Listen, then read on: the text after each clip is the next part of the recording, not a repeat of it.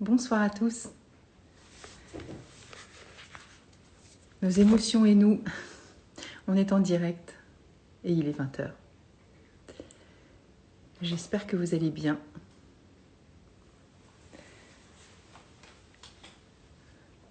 Alors la thématique de ce soir, se réconcilier avec soi-même. J'étais en train de lire Krishnamurti. J'ai essayé de trouver des passages, mais en fait j'ai envie de tout lire, donc je vais m'arrêter.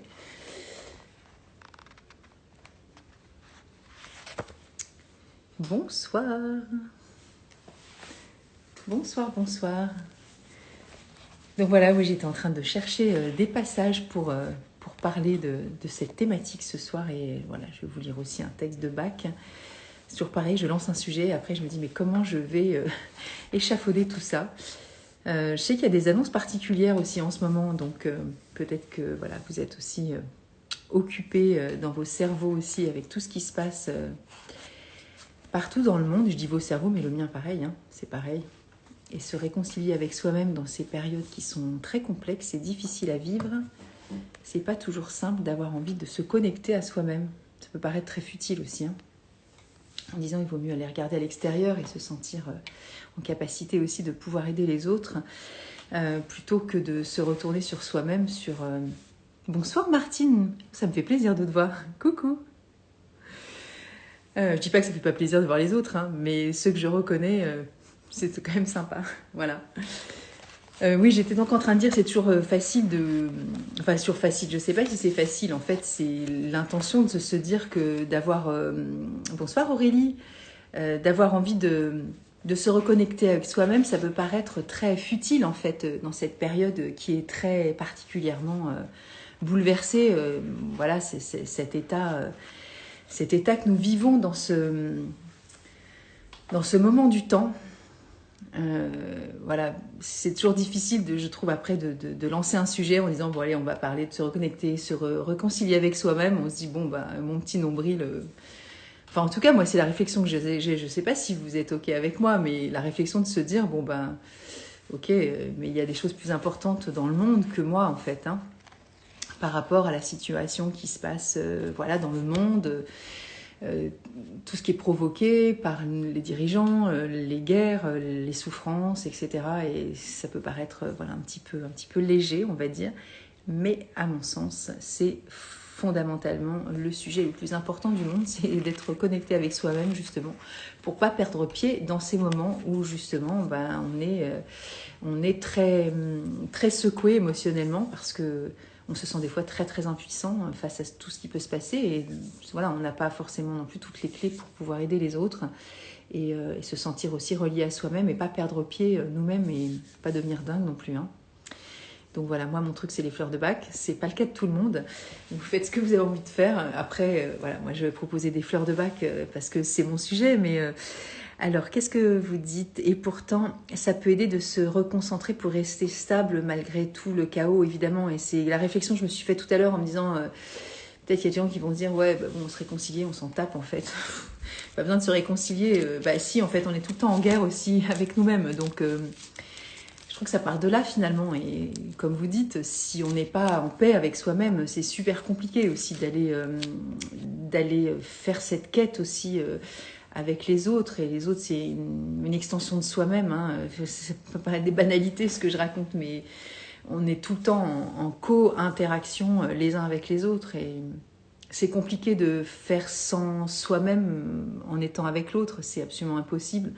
Donc voilà, on commençait par soi-même, c'est vraiment d'abord prendre ce temps pour soi, pour se réconcilier. Alors je ne sais pas ce que vous interprétez par cette thématique de se réconcilier avec soi-même, si vous avez envie d'écrire un petit truc, voilà, même ceux qui ont envie de venir, même en direct, je peux faire un live à deux par rapport à ça. Je ne sais pas qui aurait envie de parler de sa façon d'interpréter cette réconciliation à soi-même. Voilà, parce que quand j'ai posé le thème, je me suis dit que... Bonsoir Nathalie. Je me suis dit que ça pouvait être très interprétable sur tout plein de sujets, se réconcilier avec soi-même, ça peut être avec son corps, avec la nourriture, avec ses parties de soi-même les plus sombres, avec la haine qu'on peut avoir de soi, avec la culpabilité, avec avec ses facultés aussi de se faire confiance. Il y a plein de... Bonsoir Mehdi. Voilà, je ne sais pas si vous avez envie de partager avec moi cette partie-là. Moi, ça évoque plein de sujets de moi-même quand je parle de réconciliation. Bon, j'ai vécu une vie particulièrement riche émotionnellement et je suis toujours en quête de réconciliation avec moi-même. Et j'ai répondu à quelqu'un qui me disait pour ce soir ah, ça tombe pile poil le sujet. Et ben, il dit bah oui, c'est un peu mon sujet aussi, sinon je le lancerai pas non plus. Donc voilà, c'est toujours pareil. Vous savez, soit quand on est thérapeute, soit quand on est aidant, quand on est soignant, quand on est ceci, quand on est cela. Alors, je ne parle pas des boulangers, j'en sais rien. Peut-être qu'ils ont eu faim dans leur vie, j'en sais rien, mais ce qui me concerne, voilà, aller accompagner les autres, c'est surtout m'accompagner moi-même. Hein. Se réconcilier, c'est aussi se pardonner, ne pas être toujours parfaite et ne pas avoir toutes les réponses. Oui, exactement. Ça évoque la fleur, je ne sais pas si vous connaissez les fleurs de Bach, du coup, Bertie. Ça m'évoque la fleur de la culpabilité qu'on appelle pine dans notre jargon fleur de Bach. Donc c'est du pin sylvestre et qui parle de ce côté reproche à vouloir toujours avoir à redire à quelque chose sur nous, sur ce qu'on a fait, comme si on avait toujours cet esprit critique à notre rencontre. Et puis ça peut aussi évoquer, j'avais envie de montrer les fleurs, des fois je passe du temps, si aller chercher c'est peut-être, je sais pas ce que ça vous fait le fait que je vous en montre, peut-être que vous allez dire on s'en fout, parle et on s'en fout de regarder les fleurs. Moi ça me donne un support, puis parce que je suis visuelle, donc j'aime bien aussi vous montrer ce que représente la nature, parce qu'encore une fois, les fleurs de Bach, on voit des petits flacons et on voit pas toujours à quoi Bach a pris du temps aussi pour nous sélectionner ces fleurs. Et moi, j'ai l'impression que quand je regarde une photo, je suis immergée dans cette nature qui... moi, j'habite dans une ville, hein, donc forcément, je ne suis pas du tout connectée à la nature au quotidien. Cet après-midi, j'étais dans une ville exceptionnelle, dans la région PACA, et ça remplit l'essence, les yeux, voilà, l'essence au sens large du terme. Et voilà, ça y est, je l'ai enfin trouvé. Donc, et je meuble jusqu'à ce que je trouve. Donc voilà, pine. Donc ça, c'est du pin sylvestre qui parle de culpabilité, de reproche à soi-même et d'être tout le temps en train de pinailler sur ce qu'on aurait pu faire. Il y a toujours quelque chose à redire finalement. On n'est jamais assez ceci, assez cela, etc. Et du coup, et pas avoir les réponses aussi peut-être, je sais pas, pourquoi pas, hein, ça peut être aussi ça. Et puis, pourquoi pas, je ne sais pas non plus, mais Rockwater, c'est le côté aussi d'être parfait et d'être trop dur et exigeant avec soi-même. Et peut-être que, en tout cas, moi, ça me parle, hein, les deux fleurs, ce sont des fleurs que je connais bien, encore une fois, je les ai toutes prises, donc je les connais toutes. Mais de ce côté très rigide et très, très inflexible, et même Bach parle aussi de ce manque de plaisir aussi qu'on a vis-à-vis de soi-même, hein, tellement on est très dur avec soi-même, pour atteindre des fois cette quête de perfection ou ce désir d'être justement irréprochable, peut-être parfait, et surtout un exemple pour les autres.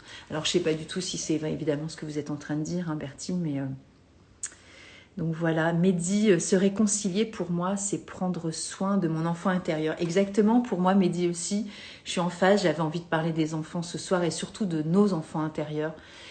Parce que pour moi, c'est la base en fait. Et bon, après, Bach qui parle de l'âme, hein, mais pour moi, quand on est un enfant, on est vraiment en contact avec notre âme, retrouver cette joie, J'essaie de trouver les mots tout à l'heure, mais quand je prépare, j'ai des super idées. Puis quand j'arrive là, je me dis merde, qu'est-ce que je voulais dire? En fait, comment dire? Je dis pas que j'ai des super idées, mais ce qui me connecte à ça, c'est de me dire qu'on est dans cette forme de... Alors je sais pas si ça s'appelle du lâcher-prise, de l'instant présent, parce qu'on a toujours plein de mots pour décrire plein de choses qui, évidemment, nous correspondent les uns les autres ou pas du tout, peu importe, mais on est dans une forme de confiance et d'absolu, dans l'insouciance.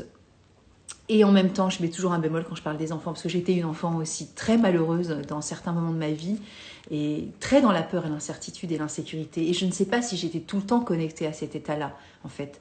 Mais je me revois enfant, et si vous avez envie, on va pas faire une méditation, mais ça pourrait être vraiment ce moment-là aussi. Peut-être qu'un jour je ferai ça, mettre un peu de musique, qu'on fasse un truc ensemble, peut-être que je ferai un atelier en ligne par rapport à ça. Mais quand on met ce temps à profit,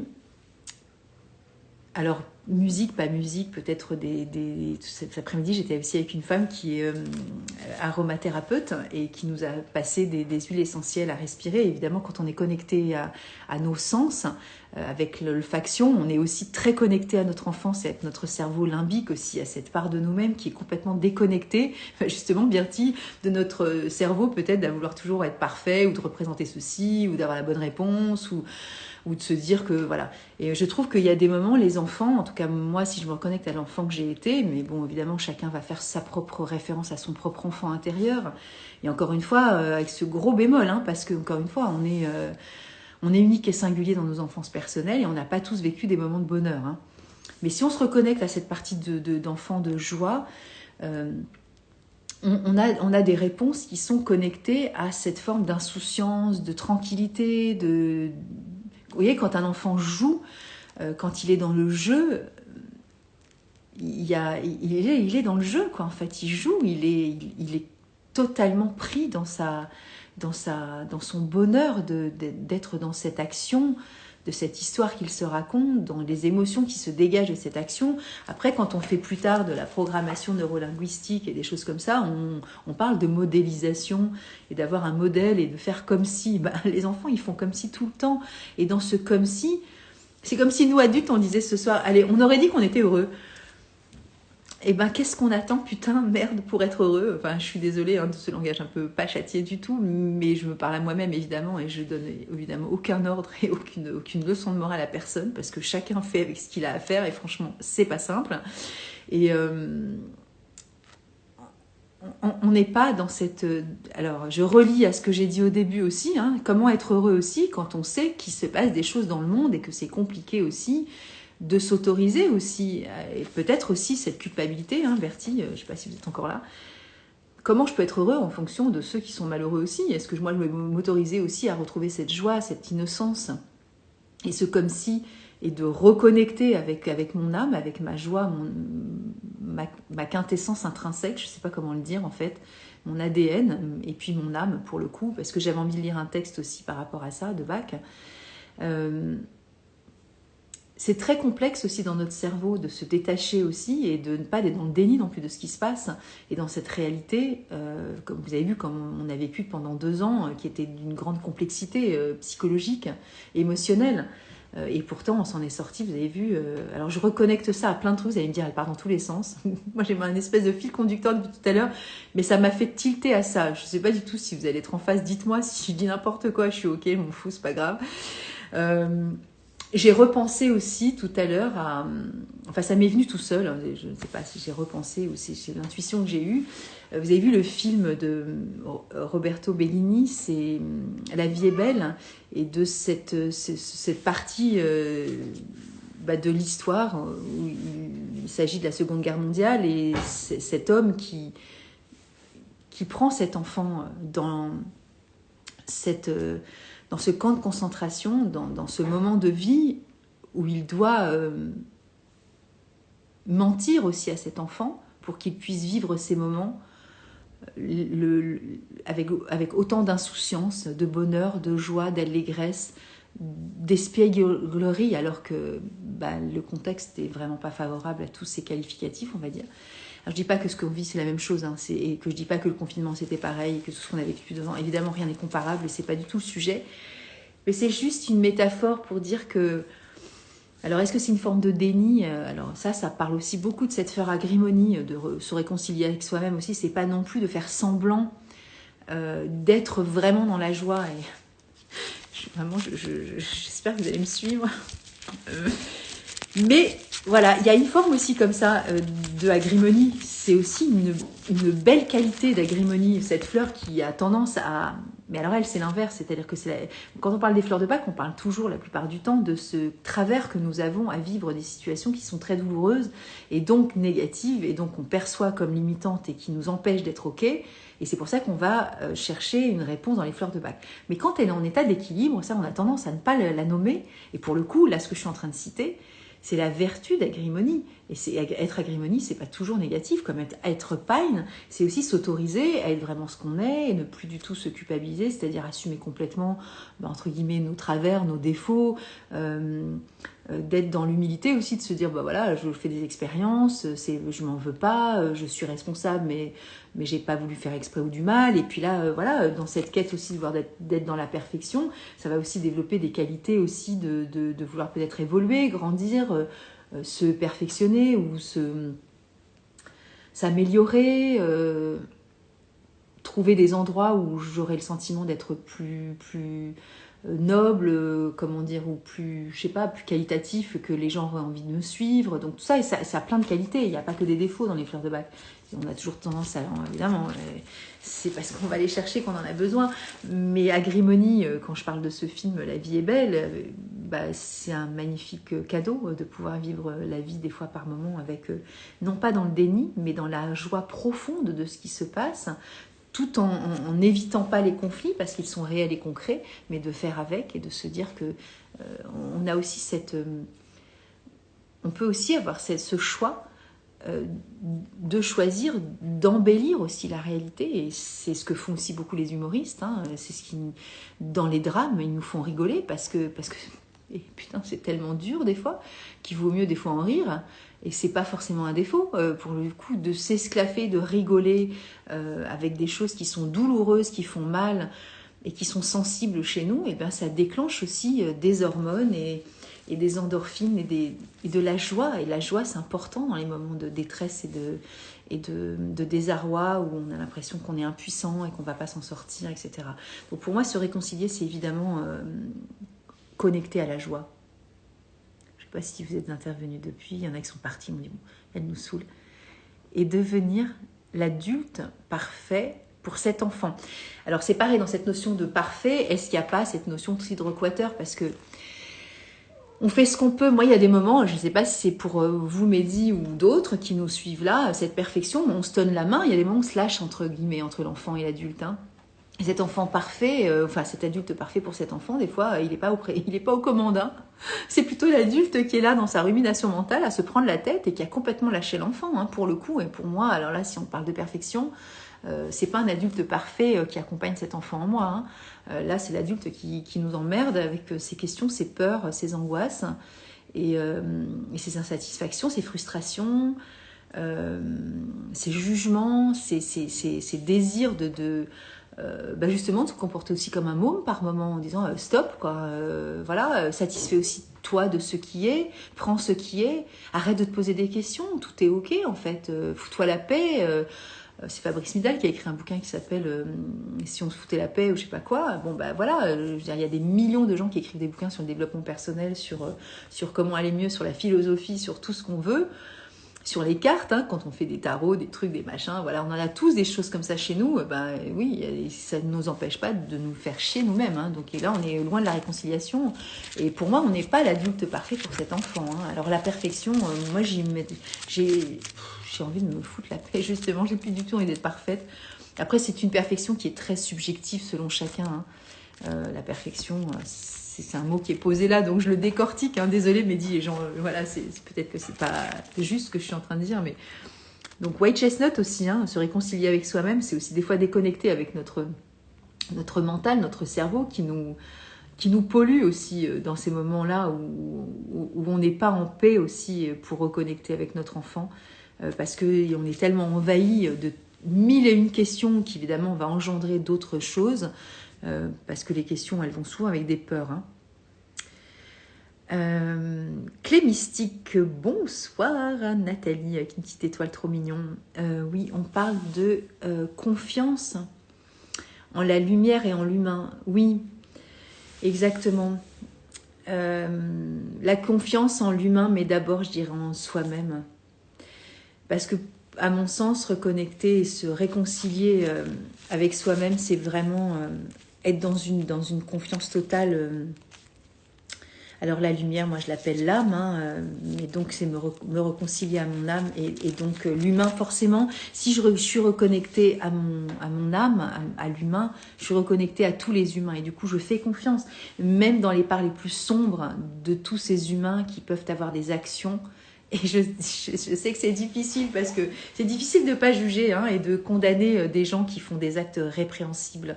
Je suis la première à critiquer tout le temps plein de choses. Donc voilà, et ça c'est la fleur Bitch, je vais la montrer. C'est très difficile de ne pas critiquer et de ne pas poser un jugement sur des gens, sur des actes, sur des mots, sur des pensées, sur des...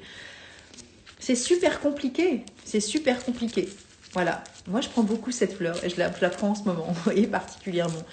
Voilà, Bitch, c'est la fleur de la tolérance et c'est super difficile. Et quand je suis reconnectée à mon âme et que je suis en état de méditation, entre guillemets, et de plénitude totale avec qui je suis, donc dans toutes mes cellules et toute cette merveilleusité, qui n'est pas moi de l'ego, qui est moi comme relié à vous tous. C'est l'âme et les substances indicibles, impalpables de cette incarnation qui fait que on est de ce que vous appelez la lumière.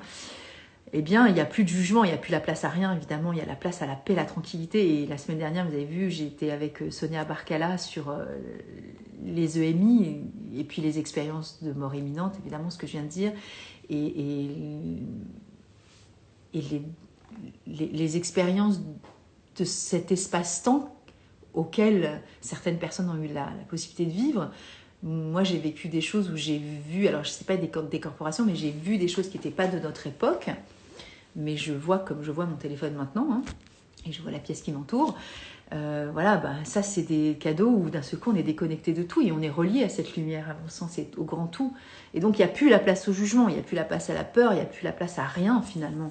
Ça, c'est la peur identifiée de toute chose qui nous effraie. Et quand on est dans la peur, et particulièrement en ce moment, je parle pour moi, mais je parle pour plein de gens, et ça peut être pour moi dans des moments de vie actuellement, parce que je peux vivre des choses qui me chahutent, qui me perturbent, qui me déstabilisent de façon personnelle, mais c'est aussi en lien aussi des fois avec ce que nous vivons tous dans le monde.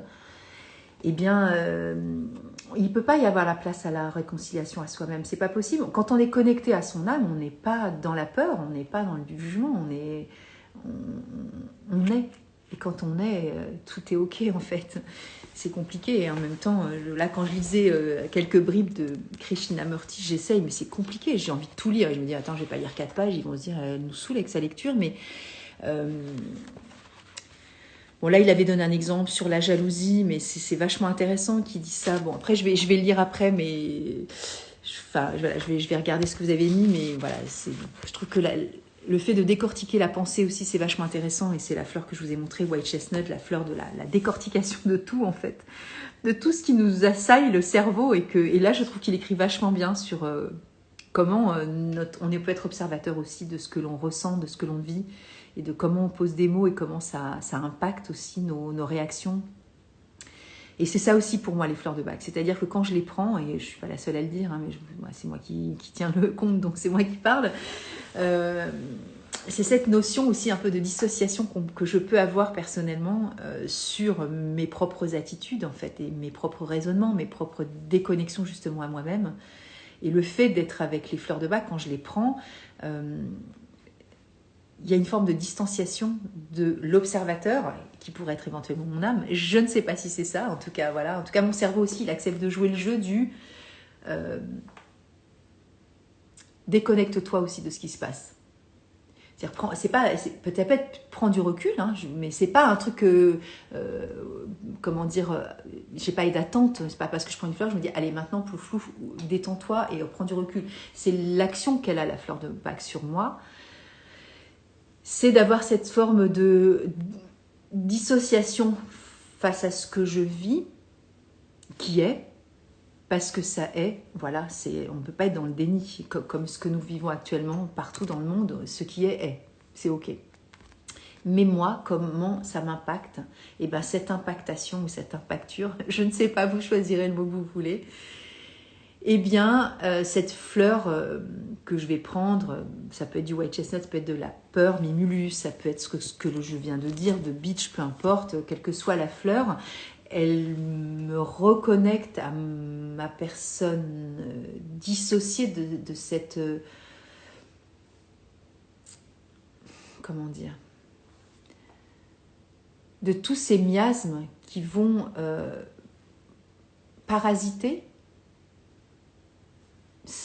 ce moi à l'intérieur. Alors, je sais pas si c'est le surmoi, le truc, parce que moi, j'ai pas fait d'études de psycho, et de psychologie, de psychothérapie, et j'ai pas envie de nommer ça. Je sais que certains dans les fleurs de bac ont écrit ça, le moi, le surmoi.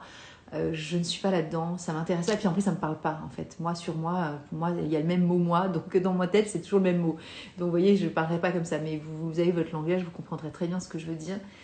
Et donc moi je parlerai plutôt de mon âme, mais en tout cas c'est comme s'il y a une forme de, alors une observation si c'est pas mon âme, en tout cas c'est peut-être mon intellect, mais peu importe, qui va être dans l'observance de ce qui se passe et qui va prendre une forme de qui va faire un pas en arrière. Alors c'est peut-être du recul, c'est peut-être de la distanciation, c'est peut-être de la déconnexion à ce qui se passe, pour plus être dans une sorte de marasme, de flux qui fait que d'un seul coup c'est tellement envahissant émotionnellement que ça parasite tout. Mais c'est super compliqué de vivre dans cet instant de paix et de grâce permanent. Donc voilà, j'ai pas les réponses, hein. Mais en tout cas je vous dis ce que je pense. Au contraire, tu parles avec le cœur et l'âme. Merci, c'est gentil. Film magnifique, Nathalie. Bah oui, évidemment. C'est un film qui est... Bon, après, moi, dès qu'on parle des enfants, j'ai le cœur qui vrille, mais... As-tu un livre à conseiller sur le thème de l'enfant intérieur? Alors, oh là là, ça, je sais pas comment je vais pouvoir conseiller un livre sur l'enfant intérieur. Bon, moi, enfin, je suis un peu faussée parce que j'ai lu beaucoup de choses. Il y a beaucoup de choses qui m'ont touchée et en même temps, je ne sais pas si la lecture que je peux en avoir maintenant, la femme que je suis là, avec le recul de bouquins que j'ai lus il y a 15 ou 17 ans, 20 ans, déjà j'aurais envie de dire, voilà, et puis je vois, il est là, donc je vais le chercher. Alors il y en a plein, hein, évidemment, mais...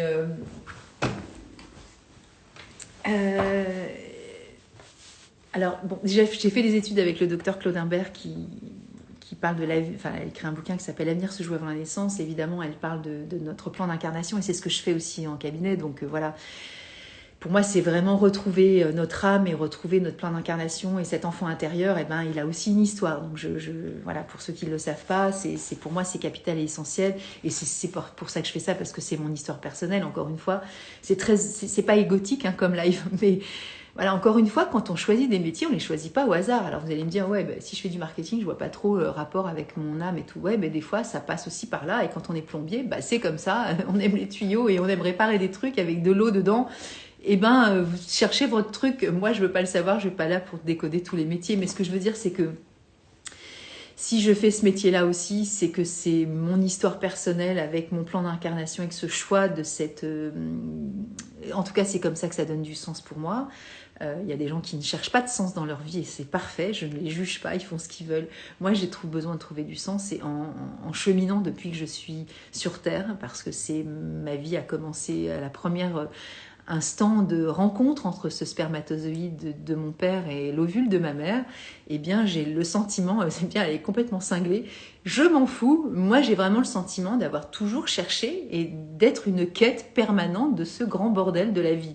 Alors je fais de la numérologie, j'ai fait de l'astrologie entre guillemets en mi-intéressant, j'ai toujours cherché en fait, c'est pas un truc qui me sort du chapeau d'il y a 2 ans, de ah tiens c'est le confinement, tiens si je m'intéressais un peu à moi. Non, pas du tout en fait, hein.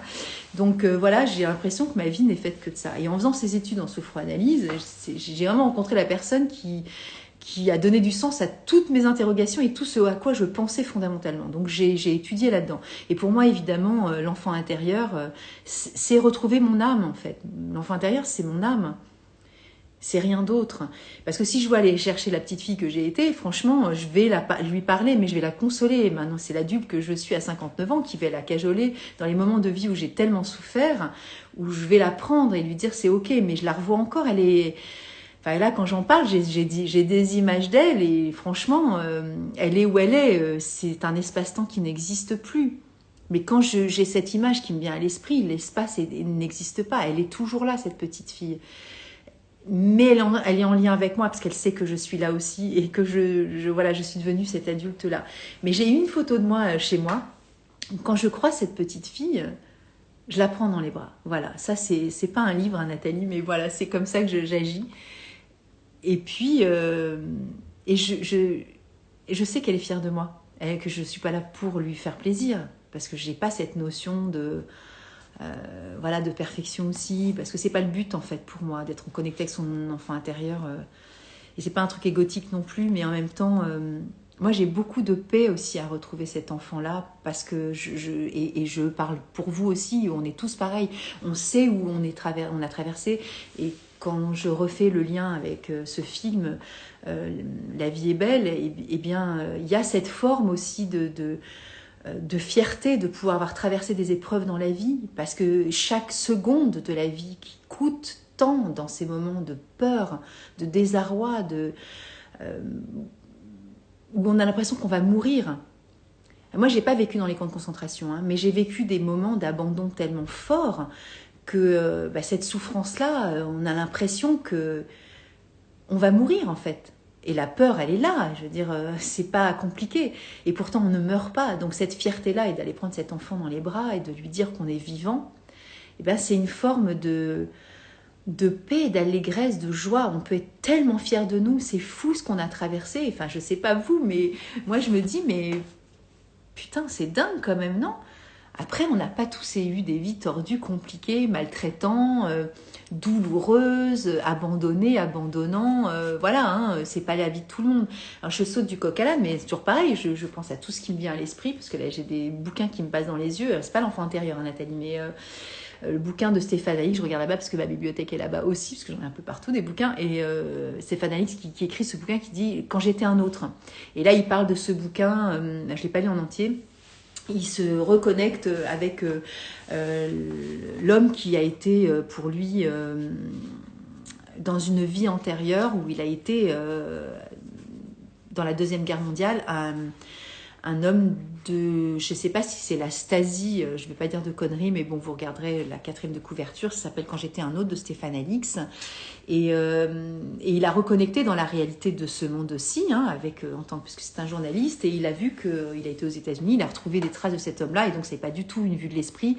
Il a vraiment reconnecté des choses de cet homme qui a été vraiment vivant, etc. Et donc c'était le pire des pires pendant la Deuxième Guerre mondiale. Hein. Enfin, en tout cas, une partie du pire des pires. Et donc, Stéphane Alix, dans ce bouquin, raconte aussi cette part de connexion aussi à soi-même, de réconciliation aussi. Se réconcilier à soi-même, c'est aussi voir les parts d'ombre à soi. Et donc, pour moi, se reconnecter à son âme, c'est aussi... quand je parlais de fierté aussi, de ces moments d'horreur qu'on a pu vivre, c'est aussi pacifier ces moments aussi où on a pu...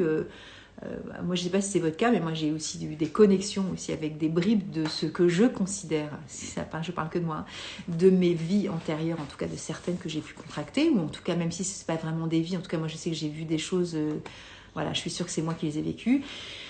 Même si c'est de la mémoire, collective, des moments que j'ai pu capter, en tout cas, je sais que j'étais connectée avec ça, parce que je ne vois pas sinon pourquoi ça serait venu dans mon esprit. Enfin, je ne vois pas l'intérêt aussi de me raconter des histoires. Moi, je ne suis pas du genre à fantasmer sur des trucs.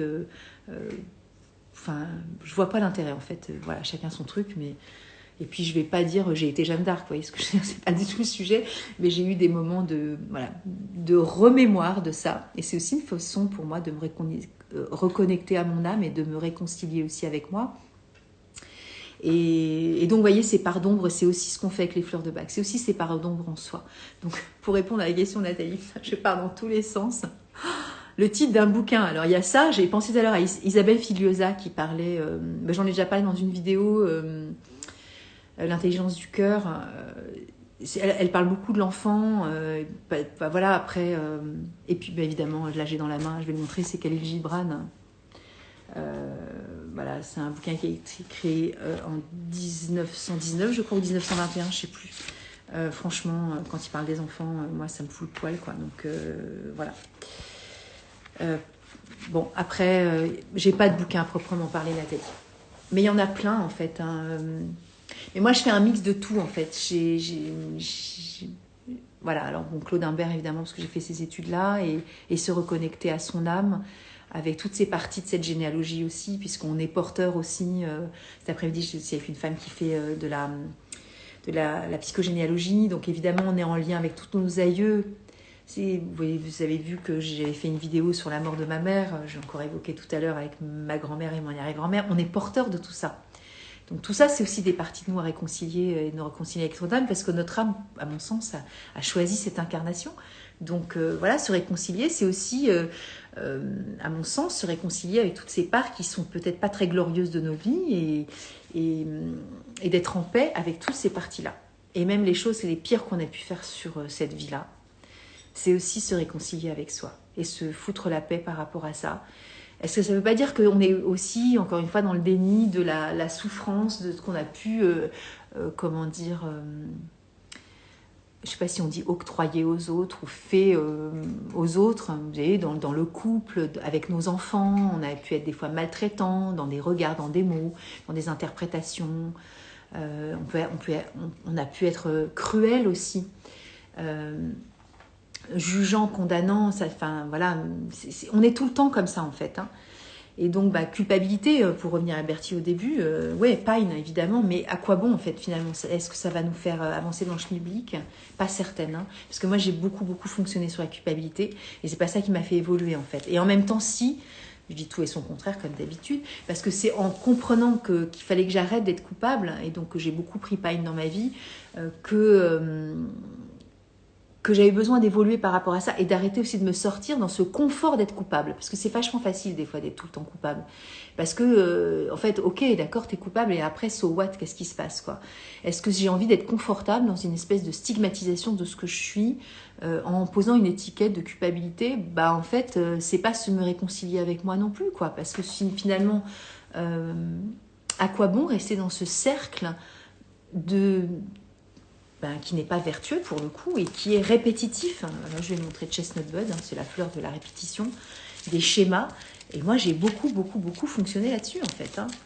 Sur tout le temps me faire des nœuds au cerveau sur tout ce que je disais, tout ce que je faisais, tout le temps coupable, en fait. Tout le temps à reprocher, tout le temps à redire sur ce que je fais.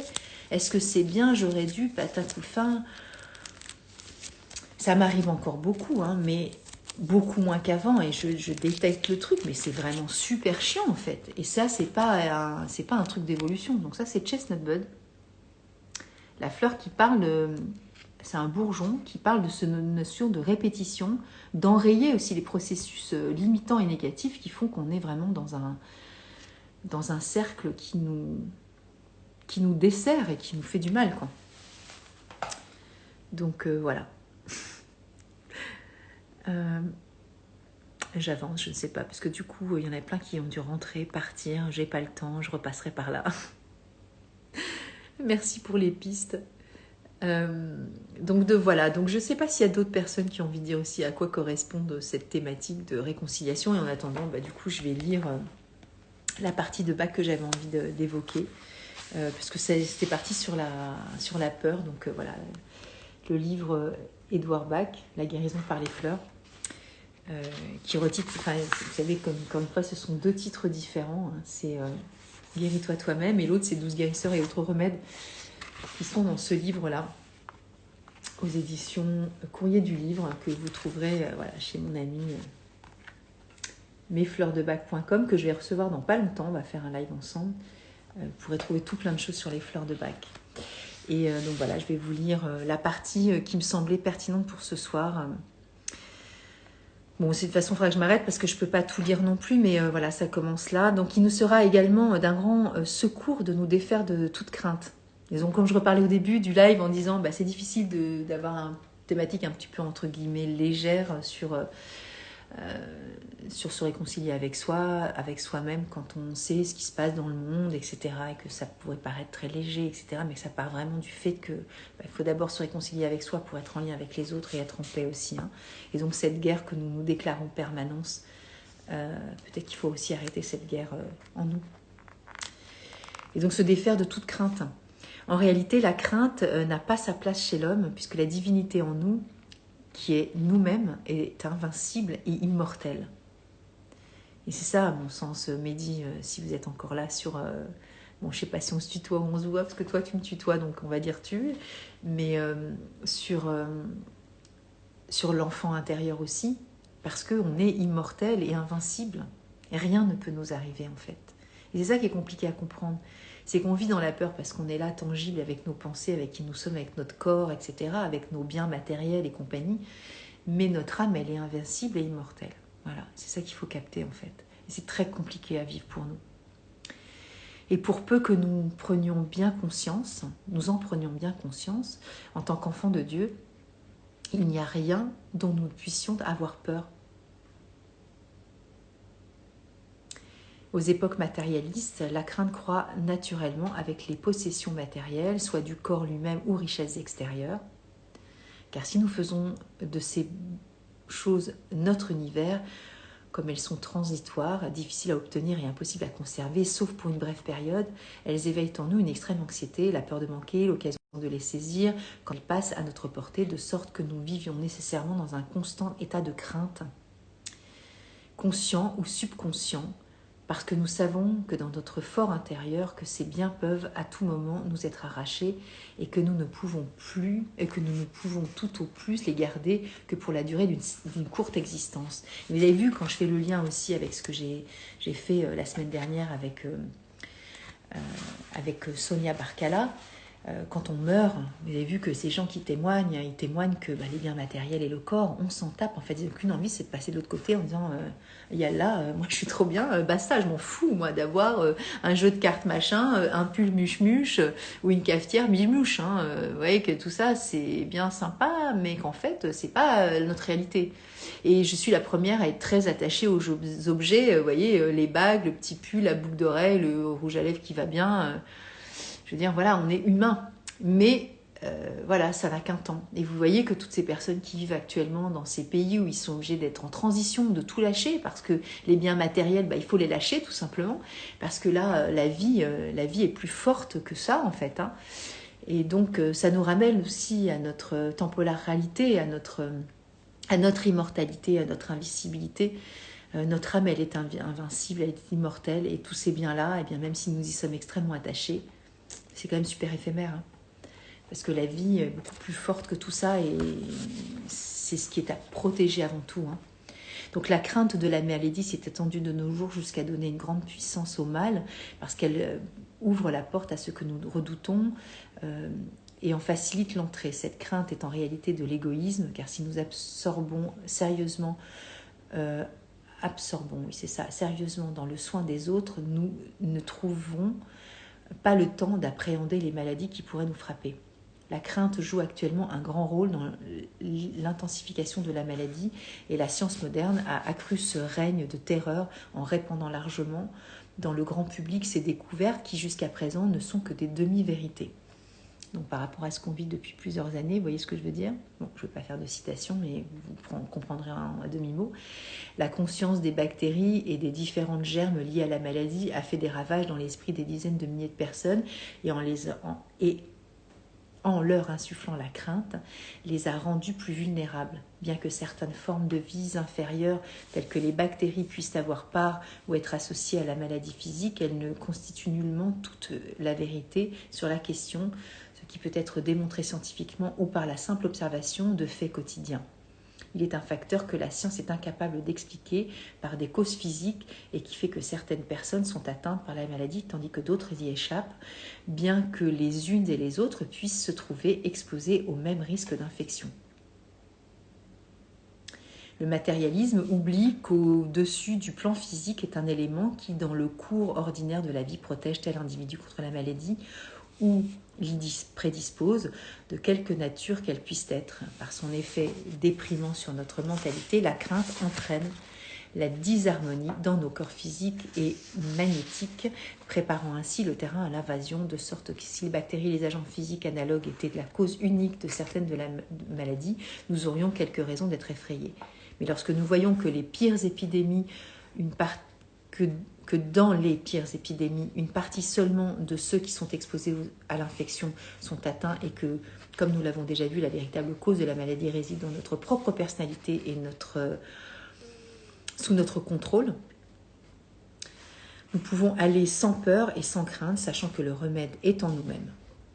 Nous pouvons chasser de notre esprit la crainte des agents physiques comme la seule cause de la maladie, puisque nous savons que l'anxiété ne fait que nous la rendre vulnérable et que si nous employons à mettre l'harmonie dans notre personnalité, nous n'avons plus à craindre de tomber malade que d'être frappé par la foudre ou atteint par un fragment de météorite en chute. Voilà. Donc, en gros, ce qui nous invite à vivre, c'est vivre cette harmonie, cette paix et cette confiance absolue dans notre âme qui est donc immortelle et invulnérable. Voilà, tout ça n'est qu'une sombre illusion de notre réalité. Bonsoir à tous ceux qui viennent maintenant. Donc, je pense que vous n'allez pas tout capter, mais vous regarderez en replay. Je ne sais pas, vous n'êtes plus très nombreux. Écoutez, voilà, je ne sais pas s'il y a d'autres choses à partager pour ceux qui sont là, par rapport au fait de se réconcilier à notre âme. Alors, je ne vais pas lire Krishnamurti, parce que je viens de lire beaucoup, mais bon, vous regarderez, il parle de plein de choses dans ce bouquin. Bonne soirée. Au revoir, Gaïa. Voilà, ça c'est briller de sa propre lumière vers une mutation de l'esprit, et c'est super intéressant comment il décrit la façon dont on éprouve une émotion, un sentiment de ce que l'on vit, et comment ça a un impact aussi sur nous. Je ne sais pas qui est là.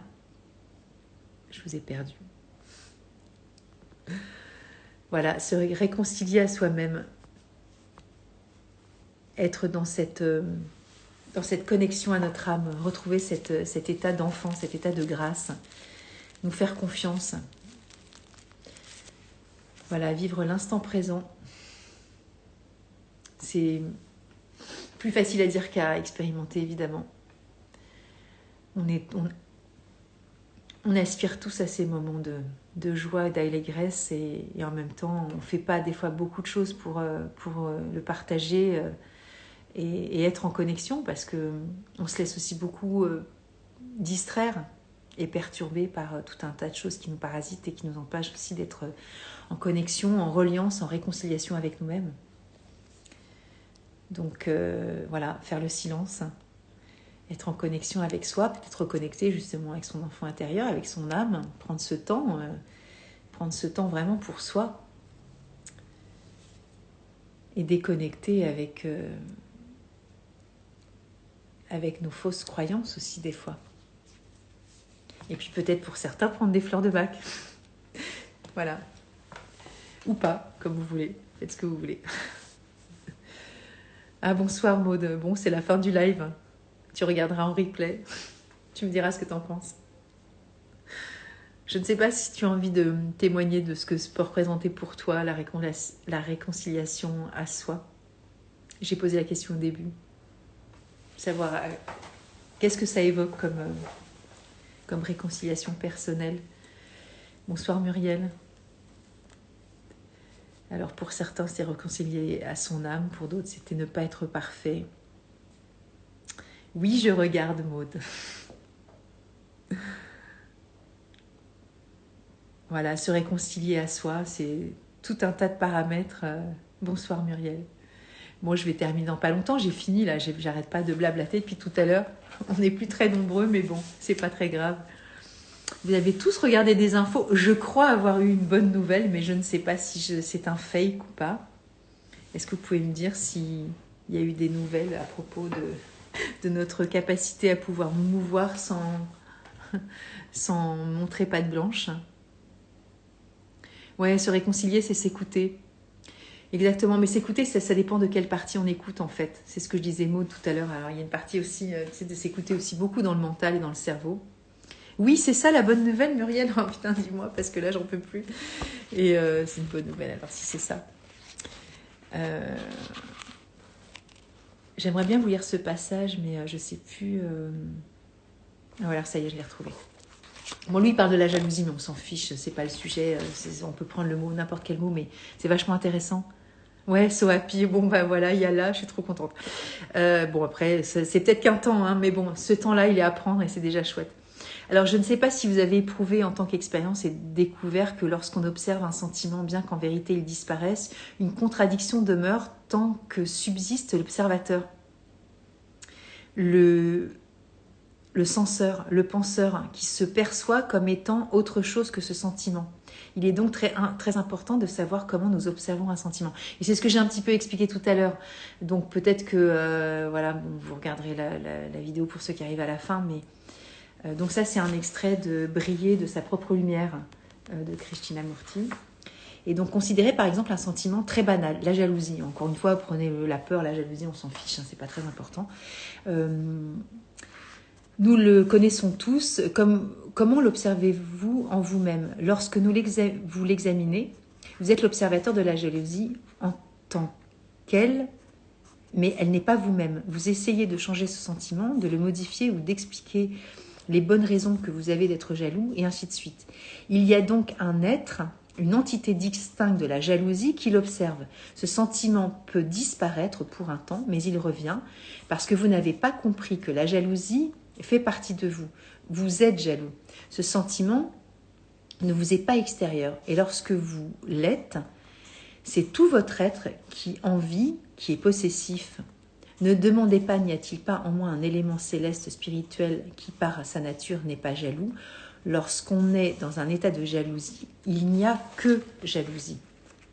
C'est compliqué à comprendre. Des fois, il faut relire 10 fois le truc. Mais l'important est de savoir regarder, écouter, observer le fait. Examinons donc attentivement ce qui se produit lorsqu'on éprouve de la jalousie. Supposez que j'éprouve ce sentiment. Dès qu'il survient, je lui donne un nom.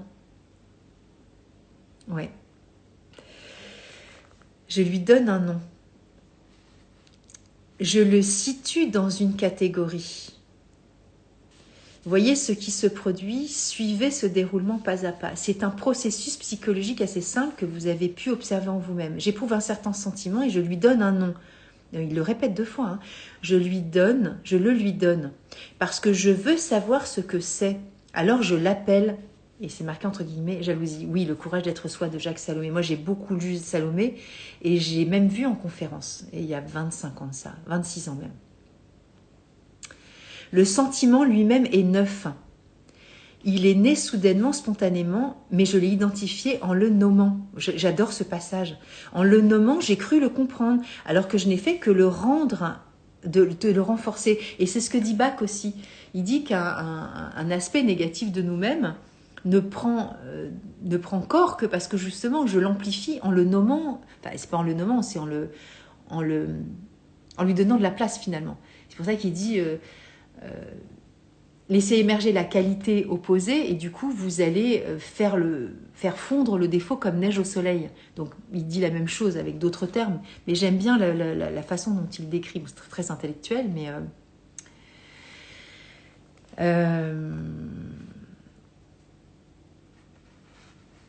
alors que s'est-il produit? Le mot s'est interposé entre le fait et ma vision. J'ai cru avoir compris ce sentiment en l'ayant appelé jalousie, tandis que je n'ai fait que le situer dans le cadre verbal de ma mémoire, en compagnie de toutes mes anciennes impressions, de mes explications, de mes condamnations et justifications. Pourtant, ce sentiment est nouveau. C'est aujourd'hui que je l'éprouve. Il appartient au monde du passé que si je lui donne un nom. Si je l'observe sans le nommer, il n'y a pas de centre d'observation. Je vais vous le mettre ici, vous allez faire un petit screenshot, vous allez faire en photo dans un miroir et vous allez relire ce passage. Franchement, c'est un truc de dingue ce texte. Relisez-le parce que c'est vachement intéressant. Me suivez-vous? Ce que je dis, c'est que dès que l'on attache un mot, une étiquette, un sentiment, on le relègue dans le cadre du passé, ce passé étant l'observateur, entité séparée composée de mots, d'idées, d'opinions au sujet du bien et du mal. Il est donc très important de comprendre ce processus qu'engageant les mots et de voir comment le mot jalousie surgit instantanément. Mais si l'on ne nomme pas ce sentiment, ce qui exige une immense compréhension, et que l'on soit intensément sur le qui-vive, on s'aperçoit qu'il n'y a pas de centre d'où partent des jugements, que l'on n'est pas distinct du sentiment lui-même, il n'y a pas de moi qui éprouve. C'est un peu ce que j'ai dit tout à l'heure, mais avec des mots plus différents, mais voilà. Et enfin, en tout cas, moi, ça me parle, donc j'avais envie de vous partager ça, parce que je trouve que c'est vachement intéressant de se réconcilier avec soi-même aussi. Des fois, c'est aussi d'être dans ce centre où il n'y a pas de sentiment et il n'y a pas d'émotion. Voilà, c'est juste qu'on est, point. Et tout ça, ça appartient au passé. Et de vivre cet instant présent, bah, c'est super difficile. Mais bon, on a toute notre vie pour expérimenter tout ça. Voilà, voilà. Bon, bah, merci Maud hein, pour les témoignages.